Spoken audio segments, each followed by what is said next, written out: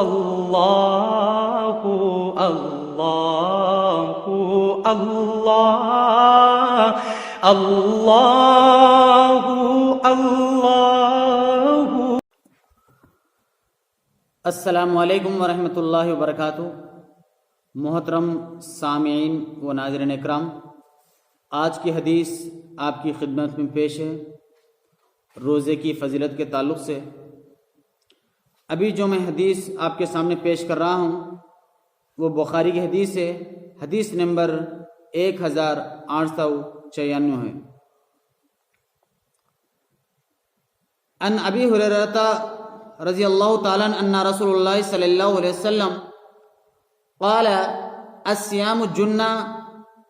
فلا يرفث ولا يجهل فإن امرؤ قاتله أو شاتمه فليقل إني صائم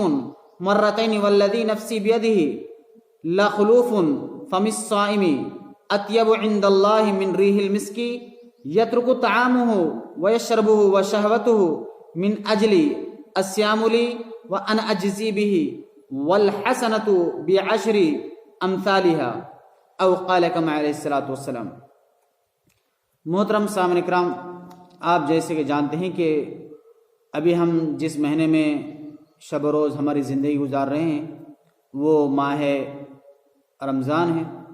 تو اسی مناسبت سے میں نے آج کی حدیث آپ کی خدمت میں پیش کی ہے، جس کا ترجمہ سماعت فرمائیے۔ حضرت ابو ہریرہ رضی اللہ تعالیٰ عنہ سے روایت ہے کہ رسول اللہ صلی اللہ علیہ وسلم نے فرمایا، روزہ دوزخ سے بچنے کے لیے ایک ڈھال ہے، اس لیے کہ روزہ دار نہ فحش باتیں کرے نہ جہالت کی باتیں۔ اگر کوئی شخص اس سے لڑے یا اسے گالی دے تو اس کا جواب صرف یہ ہونا چاہیے کہ میں روزے دار ہوں۔ یہ الفاظ 2 مرتبہ کہہ دے۔ اس ذات کی قسم جس کے ہاتھ میں میری جان ہے، روزے دار کے منہ کی بو اللہ کے نزدیک مشک کی خوشبو سے بھی زیادہ پسندیدہ ہے اور پاکیزہ ہے۔ اللہ تعالیٰ فرماتا ہے، بندہ اپنا کھانا پینا اپنی شہوت میرے لیے چھوڑ دیتا ہے، روزہ میرے لیے ہے اور میں ہی اسی کا بدلہ دوں گا۔ دوسری نیکیوں کا ثواب بھی اصل نیکی کے 10 گنا ہوتا ہے۔ محترم سامعین کرام، اس حدیث سے پتہ چلا کہ جو ہم روزہ رکھ رہے ہیں وہ روزہ دوزخ سے، نارے جہنم سے بچنے کے لیے ایک ڈھال، ایک ہتھیار ہے۔ جس طرح جب ہم جنگ میں جاتے ہیں تو دشمنان اسلام سے بچنے کے لیے جس طرح ڈھال استعمال کرتے ہیں، یہاں بھی ہم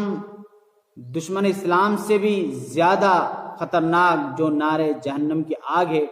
اس سے بچنے کے لیے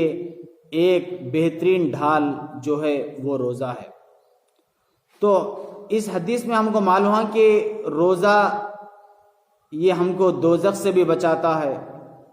اور دوسری بات یہ کہ روزے کی حالت میں ہم بدگوئی، فحش بات نہ کرے۔ پیارے نبی صلی اللہ علیہ وسلم نے فرمایا کہ نہ فحش باتیں کرے نہ جہالت کی باتیں کرے، یعنی اپنی روزے کی حالت میں اپنی زبان کی حفاظت، خاص طور پر اپنی زبان کی حفاظت کرے۔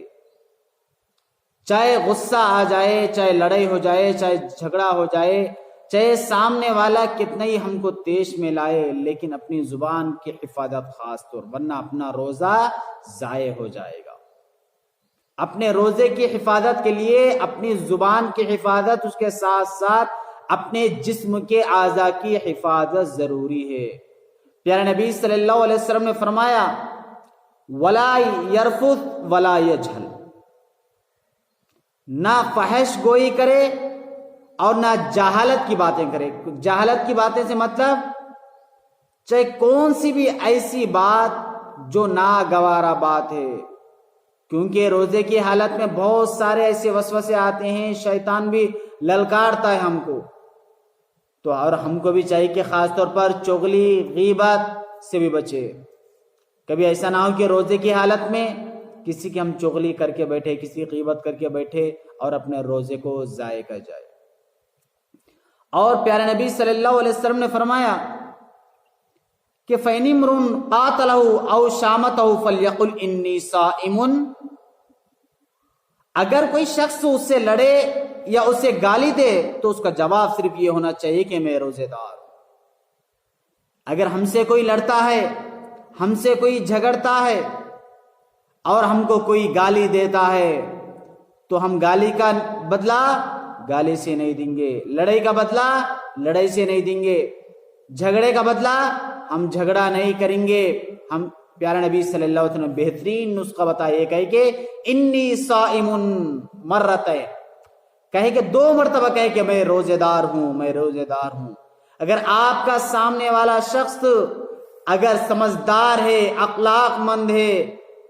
اور دیندار ہے تو وہ سمجھتا ہے اور آپ سے لڑائی نہیں کرتا، جھگڑا نہیں کرتا، آپ کو گالی گلوچ نہیں دیتا، وہ لڑائی ختم کر دیتا ہے۔ آپ یہ نہیں سمجھنا کہ آپ یہ تصور نہیں کرنا کہ سامنے والا مجھے گالی دے رہا ہے، سامنے والا مجھ سے جھگڑ رہا ہے، میں کیسے خاموش بیٹھنا، میں تو طاقتور ہوں، میں تو مالدار ہوں، میں تو اس سے زیادہ خاندان والا ہوں، میں اس سے زیادہ نسب والا ہوں۔ کبھی یہ ذہن میں مت لائیے، بس یہ سمجھے کہ میں ایک مومن ہوں، بس یہ سمجھے کہ میں ایک مسلمان ہوں، میں آخرت پر ایمان رکھنے والا ہوں، میں روزے دار ہوں، میں روزے کی حالت میں نہیں جھگڑ سکتا، میں روزے کی حالت میں نہیں لڑ سکتا، میں روزے کی حالت میں لڑائی جھگڑے کا بدلہ میں گالی سے نہیں دے سکتا۔ وہ اگر سامنے والا ہم کو گالی دے تو ہم کسی بھی حالت میں گالی نہ دے، زبان کو حفاظت میں رکھیے، زبان کو کنٹرول میں رکھیے، اور خاص طور پر اپنے گھر میں کبھی کبھی غصہ اپنے بچوں پر آ جاتا ہے، کبھی غصہ بیوی پر آ جاتا ہے، کبھی غصہ ماں باپ پر آ جاتا ہے، کبھی غصہ بہن پر آ جاتا ہے، کبھی غصہ اپنے بھائیوں پر آ جاتا ہے، کبھی غصہ اپنے ماتحت نوکروں ملازمین پر آ جاتا ہے، کبھی غصہ پڑوسی پر آ جاتا ہے، لڑائی جھگڑے پر ہم اتر جاتے ہیں۔ میرے بھائیوں، میری ماں بہنوں، کبھی غصے کی حالت میں چاہے گھر کا معاملہ ہو، چاہے بزنس کا معاملہ ہو، چاہے باہر کا معاملہ ہو، کسی بھی معاملات میں ہم غصے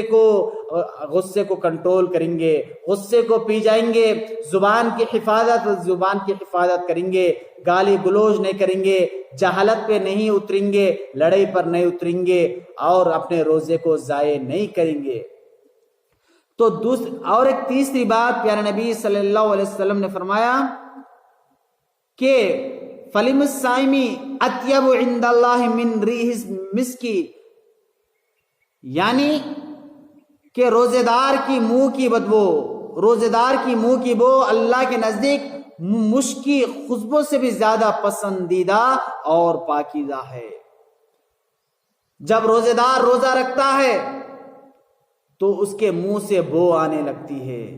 اس کے منہ سے کبھی بدبو آنے لگتی ہے، کبھی گندی بو آنے لگتی ہے، ایک عجیب و غریب بو آنے لگتی ہے، اور ایسی بو تو ہم محسوس کرتے کہ ارے میرے منہ کی بو سے سامنے والا کیسے محسوس کرے گا، میرے بچے کیسے محسوس کریں گے، میری بیوی کیسے محسوس کرے گی، میں باہر جائیں گے تو میرا معاشرہ میرے منہ سے بدبو کیسا محسوس کرے گا۔ یہ کچھ تصورات، کچھ بھی باتیں اپنے ذہن میں مت لائیے۔